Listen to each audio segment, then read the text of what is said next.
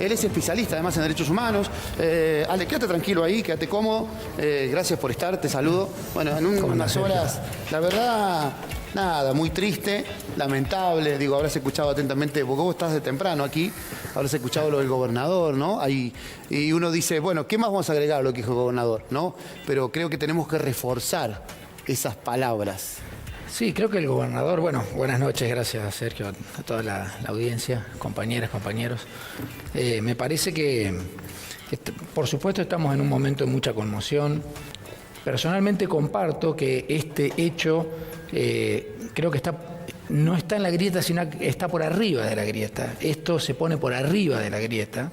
Creo que como decía Gloria también, es un hecho que nos debe convocar a estar muy alertas, a abrir muy bien los ojos, el oído, escuchar la gente, escuchar la calle, pero esto sin duda nos pone por arriba de la grieta y nos da una oportunidad, a raíz de un hecho muy desgraciado, nos da una oportunidad, una nueva oportunidad de pensar en una sociedad que sea más tolerante, ¿no? Es decir, bajar los niveles del discurso del odio.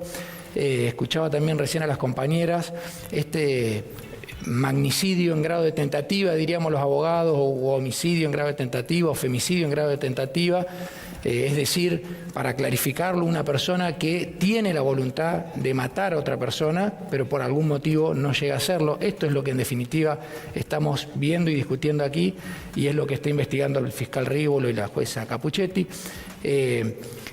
Esa persona, como bien ustedes también lo reflejaban, no es una persona que actúa desconectada de lo que está viviendo en su propia realidad en este contexto, ¿no? Es decir, tenemos que poder dimensionar este hecho dramático en un contexto nacional y regional muy complejo, que tiene que ver también con el lawfare, que por supuesto, como dice el gobernador, debemos convocar con más fuerza a la unidad de todos los vecinos, las vecinas, los puntanos, las puntanas, los argentinos también, pero sin perder de vista que hay un contexto que tiene que ver con el lawfare, que hay un contexto que tiene que ver con la actuación de ciertos sectores de la justicia, con la actuación de ciertos sectores de los medios de comunicación y por supuesto con una pata política que, como también lo reflejaba Gloria, no se contenta con tener los espacios institucionales para dar las discusiones políticas, ideológicas, sino que utilizan la herramienta del odio, utilizan el engaño, la mentira,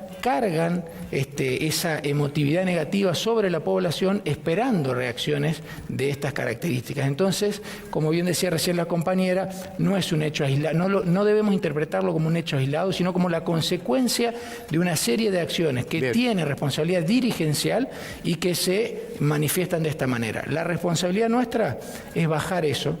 Efectivamente es entender que debemos superar esta instancia. Como decía Gloria, debemos estar muy alertas porque sí, creo que no podemos proyectar una democracia con la experiencia que tenemos si no es prestando mucha atención a esto que ha ocurrido. Bueno, es importante lo que dice Alejandro. A ver, Pablo, te sumo. Ale, recién con Gloria sacamos algunas conclusiones. La pregunta para vos es, puntualmente como dirigente, ¿qué te genera esto? Sacando el rol por allí que ocupás como especialista en derechos humanos y dejándote en este punto, en el de dirigente político, en uno de los jóvenes dirigentes y también el que empieza a marcarle el camino a los que vienen un poco detrás. Lo que sucedió hoy, ¿qué te genera a vos? Hoy, Pablo, decís en relación a las manifestaciones, sí, ¿no? Perdón, lo que sucedió anoche, para ser correcto, sí, lo que debatimos hoy. Bueno, la verdad es que nunca pensé estar viviendo una situación de estas características. Yo nací al final de la dictadura, en esa época, es decir, me crié en democracia. Nunca pensé estar viviendo una situación de tamaña envergadura, que genere tanta zozobra en la sociedad, donde figuras políticas del máximo calibre se ven expuestos a estas situaciones.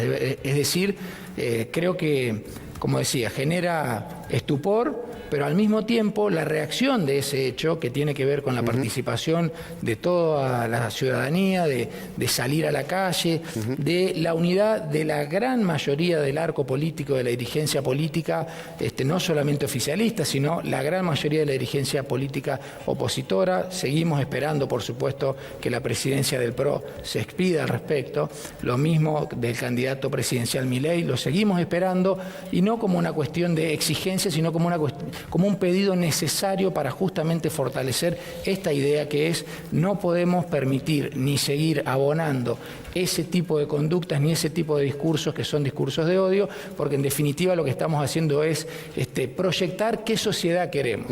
Cada vez que un dirigente político, una dirigente política puede decir algo y puede hacer algo, lo que hace es no solo mostrar lo que es, sino lo que proyecta ser, lo que desea ser. Y en ese deseo pueden ir nuestras proyecciones hacia una sociedad de paz o también hacia una sociedad violenta, y eso es lo que debemos impedir. Bien, más con las chicas y los chicos, pero Agostina, voy con vos primero, después estoy, Vane, ¿sí? Bueno, buenas noches, Alejandro. La verdad es que recién me quedaba con lo que decías y creo que con tanto discurso de odio no hay un solo Fernando Sabac Montiel en nuestro país.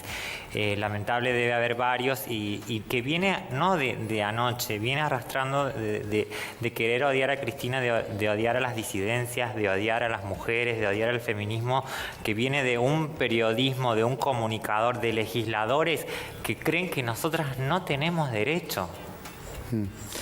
Sí, por eso, como recién decíamos, Agostina, cuando el discurso es de odio, y si lo contextualizamos en un ambiente, en un aire de lawfare que estamos viviendo, que es esta persecución, este mecanismo que impacta directamente en la política, y eso significa que impacta directamente en la sociedad, es decir, cómo llega a la sociedad las proyecciones de los dirigentes y las dirigentes políticas.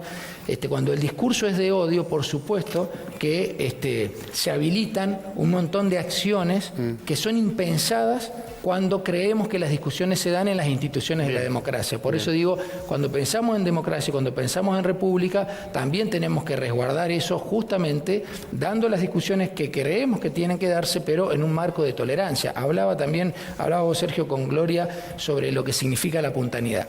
La puntanidad tiene en su esencia la hospitalidad, que es un poquito más que solo tolerar, sino que es entender que no puede haber una sociedad que se construya sin reconocer a la otra persona. Y cuando pensamos en un discurso... ¿Te acordás de esa? Te interrumpo. ¿Te acordás de esta frase, San Luis, pueblo puntano, pago puntano de buenos amigos? Digo, esa frase que utilizábamos, pago tranquilo de buenos amigos. De buenos amigos, exactamente. Esto es un poco lo que estás diciendo. Es que es así. Es así, cuando, digamos, la hospitalidad implica eso.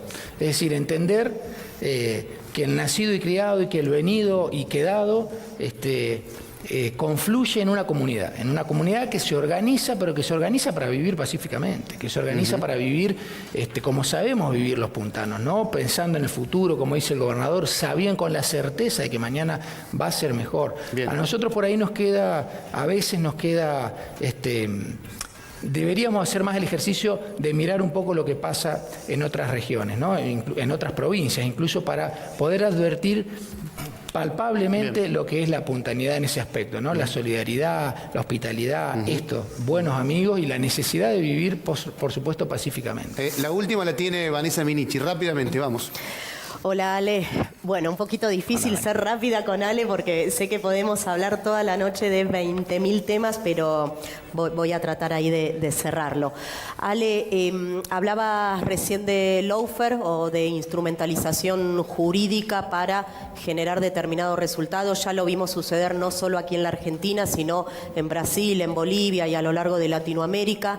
Lawfare del cual viene siendo foco la vicepresidenta Cristina Kirchner, pero que también es fogoneado y construido desde los discursos y las violencias por los medios de comunicación. Hoy, que aparte de ser referente político, te toca también ocupar un cargo legislativo. ¿Cuál crees o cuál propondrías que sean los próximos desafíos para los medios de comunicación para que esto no pase nunca más?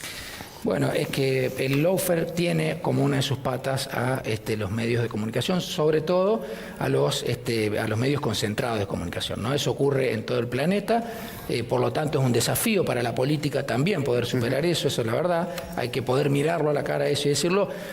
Yo por ahí, como un defecto de abogado, siempre se me vienen algunas estructuras legales a la cabeza. Yo creo que a los comunicadores sociales, sobre todo, tendríamos que revisar un poquito más los principios de Candem, es decir, poder comunicar sin promover discursos de odio.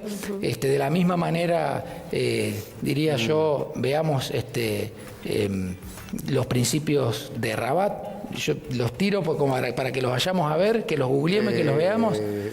Creo que eso es parte de lo que debemos, para ponerlo un poco más en un diálogo coloquial. Tenemos que asumir que lo que decimos a través de un micrófono impacta directamente en el corazón y en la cabeza del vecino y la vecina.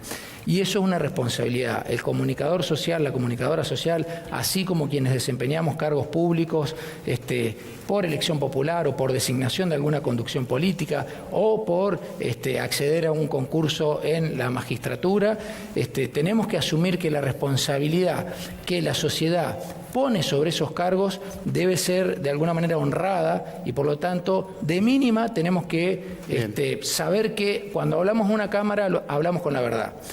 Como dice el poeta que a mí me gusta mucho escuchar, violencia es mentir. Y a través del micrófono y de la cámara muchas veces se miente, nosotros lo vemos todos los días. Y cuando desde la política asumimos estas herramientas, como decimos nosotros vulgarmente, como fierros para promover esa mentira, estamos deseando eso para nuestro pueblo. Y eso no lo podemos permitir. Bueno, no, y se presenta como verdad absoluta. Por supuesto. Y se presentan, podemos estar horas charlando. Me encanta porque sé que a Alejandro le gusta esto, podríamos estar mucho tiempo, pero además se presentan como la verdad, lo presentan como la verdad absoluta, se presentan como los medios independientes, se presentan como los representantes de la mayoría. Y no es así. No solo que no es así, sino que además nos queda re fácil advertir parte de esos discursos. Lo que pasa es que nos cuesta por el bombardeo permanente. Pero cuando desde un sector político se señala a otro sector político, a uno, a dos o a tres sectores políticos que están en otras veredas, y por ejemplo se señala con una letra, con la pretensión de deslegitimar, y no se propone nada, cuando desde un sector político no se propone un proyecto de sociedad, ni un plan de gobierno, no se propone nada, simplemente se señala y se cataloga con alguna letra y se le asigna a esa letra absolutos disvalores. Cuando hacemos eso no estamos haciendo política, lo que estamos haciendo es promover el odio y eso es lo que debemos terminar. Eso es cuando el gobernador a nosotros nos dice: terminemos con la grieta, tiene que ver con eso. No podemos, la discusión política tiene que ser sobre política, sobre qué sociedad queremos y no sobre promoción de malos sentimientos a la ciudadanía, porque eso además nos pone en un lugar muy complejo, porque además subestimamos al vecino o a la vecina, a la que después vamos y golpeamos la puerta para pedir que nos acompañe en un proyecto de sociedad que nunca le contamos cuál es. Simplemente le decimos: esta persona es mala, esta persona es mala. Que generan títulos y que se diluyen en poco tiempo, ¿no? Un título y se termina en 2 horas. ¿No? Un placer, en serio. Por favor. Gracias por la invitación. Que se repite, vamos a seguir charlando estos temas. Por supuesto. Gracias. Alejandro Cordido, la verdad, interesante, ¿no? Lo que hemos hablado con él.